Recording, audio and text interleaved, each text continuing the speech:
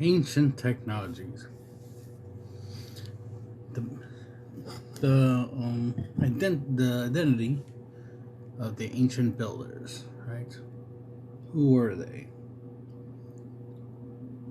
Right, so when you think of ancient ruins and monoliths and megaliths and stuff like that, and the knowledge and information necessary to build these things, you'd be wondering who came up with this knowledge, who has this experience, who decided to use rocks, right, to build things. Especially considering the fact that it would be easier to use sticks, wood, leaves, mud, clay, things like that. Easier to work with, faster to work with, right? Material. Why build things out of stone, right? When you think of it logically, the reason to build things out of stone would be because you want it to last. Not only you want it to last, you also want it to be durable. You want it to be strong. When we think of security, defense, you think of fortification. Fortification typically comes from something made of tough material, something thick, something tall, something big, something hard to move, right? And that's where stone will come in. And then there's other factors like earthquakes and whatnot that you take into account when it comes to building structures and trying to protect yourself. Another cool thing about stone is the fact that if you put things on them, ideally pictographs, as they call them, then you're able to guarantee that knowledge is transferred. Information, certain details that you want future generations who find these stones, which they would find them because the stones will still exist, and they can find them and then be like, oh, okay, I see. I understand what that is. That's a monkey. We still have those things. We still have monkeys. And they probably called it something different, but we call it monkeys, right? So they have different names for these things, but we don't need to know the original name to be able to identify it. Like, oh, that's a crocodile of some sorts, right? And the list goes on. So the thing is like, who build the a lot of these monolithic stuff, right? Who shared the knowledge and whatnot? Well, if you're a religious person, you would consider the idea of Adam and Eve, right? If you believe Adam and Eve, being the first man and woman to be created, right, by God and whatnot. And of course, they ate from the tree of knowledge, and they were cast out of Garden of Eden, and then they lived on Earth. So if you go with that concept, right, then the possibility of them having knowledge, which means to have the knowledge, they would be very, very smart to have the knowledge of God, right? That type of knowledge.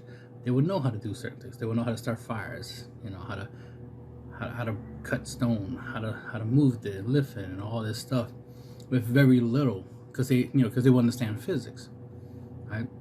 They would understand the concept of a pulley system. They would understand how to make a rope, and the list goes on, right? They will be able to create mechanism and use mechanical advantage, and the list goes on.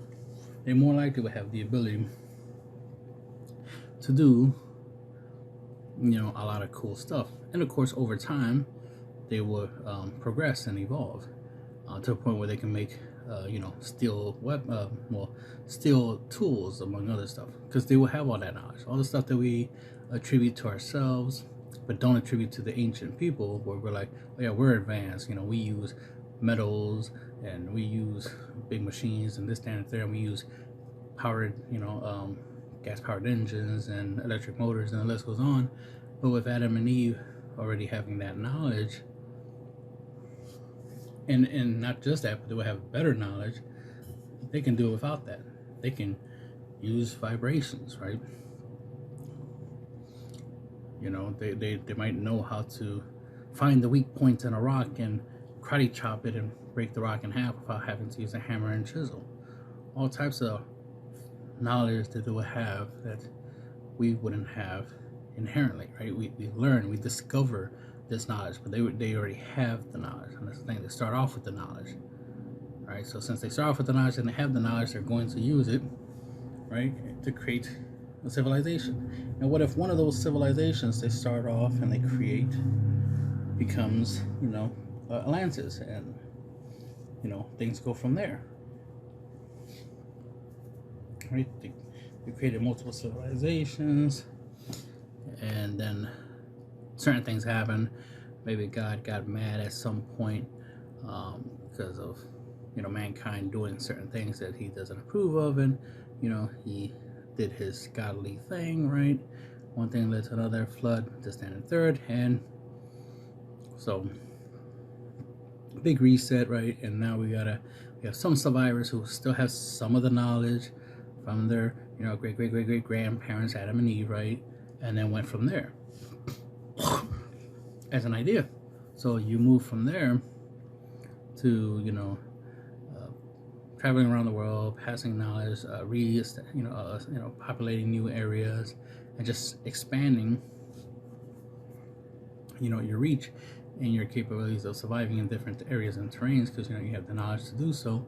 And then that's where you start building these monolithic and megalithic structures for many reasons. One, obviously, for wrath of God, right, to protect yourself from things like earthquakes, flood, and whatnot. And then, of course, there's the fact that you want these things to last because you want these things to last for future generations. You're not selfish and just gonna make yourself a mud hut or a or a grass and tree, wood, right, wooden shelter just for you for the time you're here, and then when you die, that will wither away, and then that's it. You want to leave something behind for future generations, right? So just generational resources, the way I like to call it, where you're leaving things behind for the next generation, like farming capabilities, agriculture, the monolithic structure for security, right, from the weather, from nature, right, from animals, from even from God himself, right? The list goes on, right, from natural disasters. So because from their viewpoint, especially if you're, like I say, if you're going the religious route, it's man versus God, as it were, right? So you're trying to survive on this planet. You're going to do the best you can with the knowledge that you have, your understanding of how things work, and make the most of it. That's why you're able to, cut stone and, move earth, as they were, right? And build artificial mountains and, artificial, caves, and the list goes on. A lot of these structures are built underground, whether deliberately or because they were, covered up over time. Who knows exactly? But digging, building stuff on the ground on purpose to avoid something that's above you, right? Will make sense, as a form of defense. So, just some food for thought, as they say. Just something I was just thinking of, like, what's so interesting that there's people against the idea of like a lost ancient civilization, because a lot of people are against John, Graham Hancock, when he's talking about a lost civilization, and people are like, no, there couldn't be a lost civilization, this, that, and third. And it's like, okay, well, we have two train of thoughts, right? Two ideologies in the world. There's religion, and then there's science, right? And to me, it's one and the same, because to me, science is the study of the universe, right? Study of God's work, aka if anyone's going to prove God's real, if anybody's going to prove Adam and Eve is real, and the list goes on, right? Allah or Ganesh or Hebrew gods or whatever, Buddha and all that stuff, right? If anything's going to prove all these old things, right, in the Bibles and Quran and all that stuff, it would be science, right? Science will, especially if a lot of the stories is about things that physically happened on Earth and physically happened in the past, then science would be the one to prove that. So to me, science is just a study of God's work, basically, right? So if you're going the religious route, which is why it's interesting, a lot of people aren't. You would think a lot of religious people would be going the whole, the reason why these things exist, is because, Adam and Eve and stuff like that, being the first humans and all, right? And it goes back to the thing I hate seeing people do a lot is try to talk down about ancient people, like, oh, they weren't smart, the development, was nowhere near our development. It would have took millions and millions of years for them to get to our level of, thinking to even create these things. And then here's proof that, like, no, they were very smart. They're very smart. It's just because, here's the thing, just because you're smart doesn't mean you're going to use all your smarts, right? You're going to use it to make your life easy. And once your life is easy, you're just going to sit back and relax. It's like, well, everything I need, I got. I got food, shelter. I got me a good woman or a man, right? I'm good. I got kids, I'm happy. I got friends, I'm enjoying life as is. So they're not going to be like, nah, I need to fly into space, or I need to be an influencer, all this extra nonsense that we do now. We're doing extra. We're being extra. They just want to be able to survive and live comfortably, and they want a simple life. They could go extra, but they don't have to. They only care about what they need, which was, to eat and to sleep and to reproduce and, to have fun and have memories and just enjoy existing. They didn't need any extra thing. So that's why it's not surprising that a lot of stuff we see in the past is pretty simple, right? It's small amount of technology, is where, like, small achievements, like,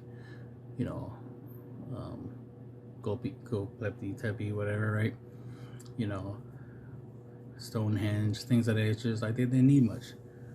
Kind of like how a little kid, doesn't need much to be entertained. Give them a spoon or a cup or an empty box, and they'll have a whole tons of fun with it. So it's not that different from people in the past. They didn't need much to do. They didn't. They were happy doing whatever they were doing.